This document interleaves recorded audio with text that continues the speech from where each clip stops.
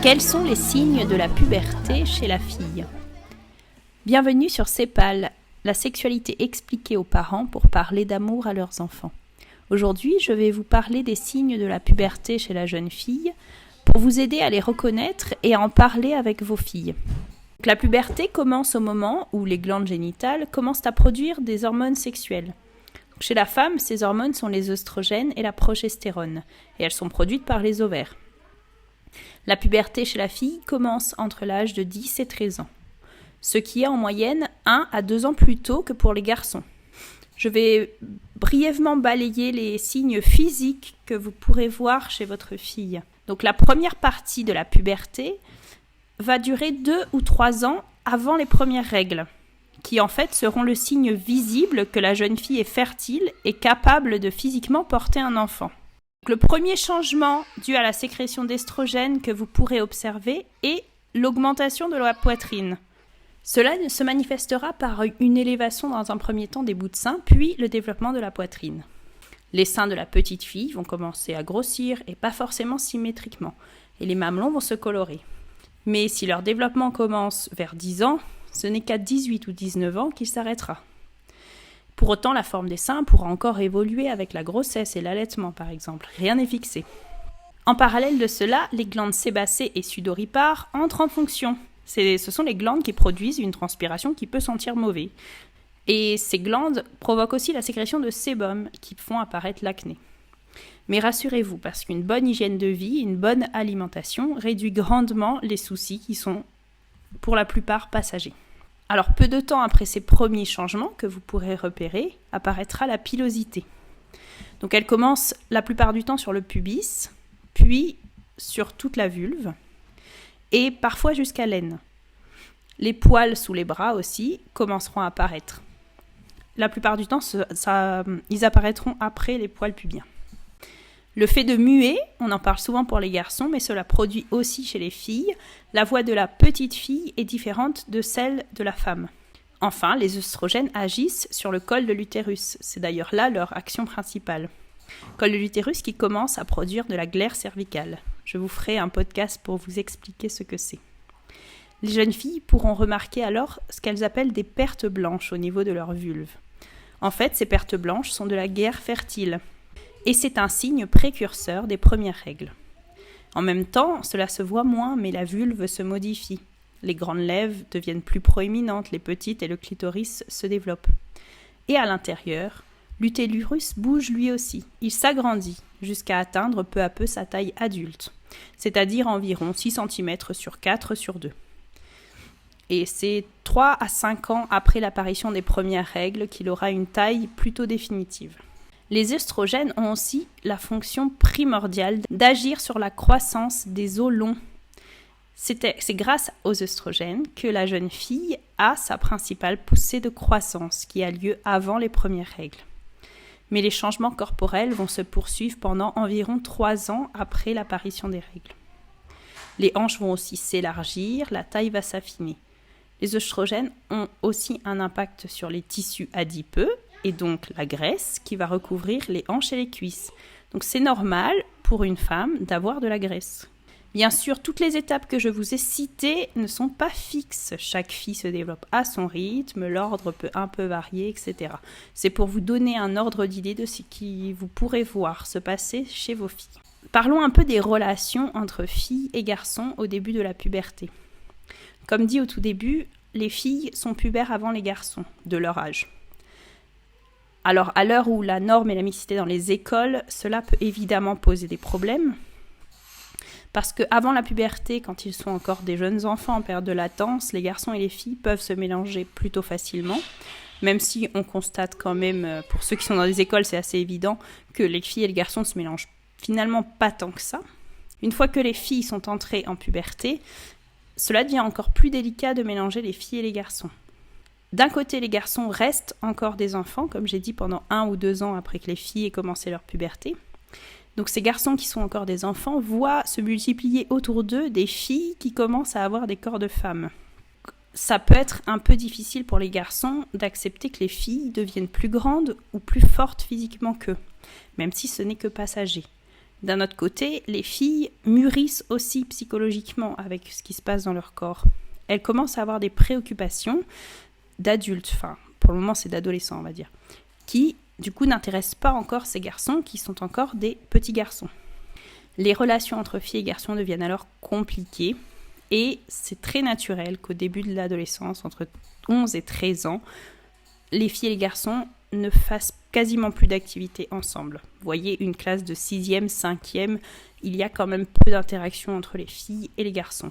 Souvent, les filles diront que les garçons sont bêtes et les garçons diront que les filles sont ennuyeuses.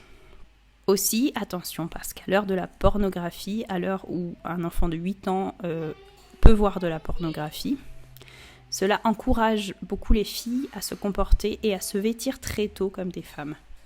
Il est donc facile pour une fille de tromper sur son âge et de se faire paraître plus âgée. Mais d'un autre côté, il est aussi facile pour les hommes de profiter de la naïveté de ces jeunes filles. Donc je vais le redire à chaque fois dans plusieurs de mes podcasts, mais pas de réseaux sociaux. Pas de réseaux sociaux quand ils sont si jeunes. Au moins avant le lycée, voire plus tard si vous arrivez à tenir. Donc, des filles qui sont à peine pubères aujourd'hui à cause de ces réseaux sociaux se retrouvent harcelées, manipulées, voire même à faire de la prostitution sur Internet. Et je n'exagère pas, je vous mettrai des liens. Et puis d'un autre côté, cette hypersexualisation de la société pousse aussi les garçons à avoir des comportements sexuels alors même qu'ils n'ont pas les capacités physiques, parce qu'ils ne sont pas encore pubères, ni psychologiques d'avoir ces comportements. Ce qui est très délétère pour leur psychologie plus tard. Plus grande question de la jeune fille pendant toute son adolescence est « Est-ce que je suis aimable ?» Aimable dans le sens « Est-ce que quelqu'un m'aimera ?» La jeune fille ainsi cherchera sans cesse, tout au long de son adolescence, l'approbation et l'admiration dans le regard des autres et plus particulièrement dans le regard du sexe opposé. Comme leur corps change, les filles deviennent sensibles à l'image qu'elles projettent. Elles se voient devenir femmes et voudront avoir un comportement de femme, ce qui est normal. Elles voudront par exemple se maquiller ou s'épiler. Pourtant, elles sont encore jeunes, à 12-13 ans, pour se comporter comme une femme. Et on sait par ailleurs que les hommes, eux, sont très sensibles à la vision, à ce qu'ils voient. Et les filles, très vite, vont se rendre compte de cet impact qu'ils ont sur les hommes. Et c'est là notre rôle de parents, c'est de les modérer et de les contenir pour qu'elles n'usent pas de ce pouvoir pour manipuler les hommes. Et c'est aussi à cet âge, au début de la puberté, qu'apparaissent des complexes qui peuvent durer toute une vie. Je redis, mais les réseaux sociaux amplifient ce phénomène. Donc ce n'est pas bon du tout. Les adolescents arrivent à aborder facilement tout ce qui concerne leur intimité, leurs émotions, leurs sentiments, leurs règles, même si, rappelons-le, beaucoup de fausses idées circulent, vous devrez remettre les choses bien au clair. Mais il faut que vous, parents, soyez bien présents pour répondre à leurs questions et les remettre dans la vérité. Mais grâce à cette facilité de partage, si elles ont de bonnes amies, elles peuvent trouver un bon soutien qui les aideront à passer cette période si difficile. Donc, ne sous-estimez jamais le pouvoir de la solidarité féminine. Utilisez-la. Aidez vos filles à se choisir dès le plus jeune âge, avant la puberté, de très bonnes amies qui les tireront vers le haut pour passer cette étape. Enfin, le plus difficile pour une jeune fille sera de gérer ses émotions et sa sensibilité, qui pourra énormément varier d'une semaine à l'autre en fonction de son cycle. Si vous apprenez vite à votre jeune à comprendre l'impact de son cycle sur son humeur, alors elle pourra accepter ces changements avec sérénité et puis pouvoir les anticiper pour mieux les gérer. Mais il ne s'agit pas seulement d'accepter ces changements, comme si c'était une fatalité, mais il s'agit d'apprendre à les canaliser, à ne pas se laisser envahir par ses émotions. Et oui, c'est possible de maîtriser sa sensibilité. Je vous mettrai un lien vers une vidéo de Femme à part qui parle de ce sujet de manière très belle. Alors maintenant que vous savez ce qui va se passer chez votre fille quand elle sera pubère, comment et quand en parler avec elle ? Alors évidemment, il est important d'avoir parlé à votre fille de l'amour et de la sexualité avant qu'elle ne soit pubère. Donc je vous renvoie vers un certain nombre de vidéos et d'articles que j'ai écrits sur le sujet. Donc évidemment, lui avoir expliqué comment on fait les bébés, qu'un jour peut-être elle aura une petite vie qui grandira dans son ventre et comment cela se fera. Il faudra aussi beaucoup insister sur la place de l'homme et du père dans la conception d'un bébé. Car dans cette société très féministe, le rôle de l'homme est parfois mis de côté ou minimisé. Et bien sûr, il conviendra de lui avoir bien montré que le but magnifique et premier de la sexualité est bien sûr de donner la vie. Donc, de manière générale, il est quand même plus simple de parler aux filles qu'aux garçons des changements qui auront lieu dans leur corps quand elles seront pubères. Elles auront sûrement déjà vu une femme enceinte et se diront « Ah peut-être que moi aussi j'aurai un bébé un jour, etc. » et chercheront plus facilement qu'un garçon à comprendre comment cela se fait. Puis, il y a des sujets simples qui seront sûrement au cœur de discussion quand elles seront avec vous, maman, comme par exemple la poitrine. Enfin, il y a quand même des questions qui vont venir assez facilement d'une fille pour sa maman. Alors du coup, mère, n'hésitez pas à en parler, même dans le détail en fait, si vous en parlez avec douceur et délicatesse, il n'y a aucun souci à tout expliquer à une jeune fille de 10 ans, tout ce qui va se passer dans le détail. Je pense que pour la plupart, ça les rassurera de savoir que les règles permettent en fait de créer le petit nid douillet du bébé. Et c'est ça qui est évacué chaque mois parce que le corps en prépare un tout neuf. Toutes ces petites choses font que les filles n'auront pas peur de leurs règles. Alors, je dis mère parce que dans l'idéal, c'est mieux que ce soit la mère qui donne toutes ces explications. Mais je pense qu'avant l'adolescence, le papa, s'il le fait avec délicatesse, sans dégoût, sans moquerie, il peut donner ses explications à sa fille. Retenez que ce qui est important, c'est que la jeune fille ait une belle estime de son corps, qu'elle se rende compte qu'il est précieux et qu'il est tourné vers la vie. Et si vous parlez avec joie de tout ça, du cycle féminin, de leurs règles, de leur corps, etc., elles attendront sûrement leurs premières règles avec une certaine impatience. Elles seront contentes de grandir. Je reviens au rôle de la maman. Donc l'âge des premières règles est souvent héréditaire, de mère en fille. Donc si en tant que maman, vous dites à votre fille à quel âge vous avez vos premières règles, votre fille pourra se préparer à les avoir à peu près au même âge. En tant que mère, il sera important que vous marquiez cet événement parce que votre fille devient une femme et c'est votre rôle de mère de la faire entrer doucement dans ce cercle des femmes. Votre relation devra peu à peu passer à un autre niveau. Vous devrez faire attention à ne pas laisser s'installer des ressentiments ou des jalousies de l'une envers l'autre, etc. Symboliquement, en fait, c'est toujours la mère qui a donné la permission à sa fille de vivre une sexualité active. À l'époque, vous voyez, ça se traduisait par la remise du trousseau de mariage. Donc, comment, du coup, marquer cet événement ? En lui offrant, par exemple, une jolie trousse de toilette, en lui proposant un moment uniquement entre filles. Ce sera le moment pour vous de vous rappeler ce que vous avez vécu quand vous étiez une jeune fille. De lui donner des astuces pour l'aider à gérer son quotidien. C'est vraiment pas simple de devoir gérer ses règles à l'école, par exemple. Ou gérer ses émotions.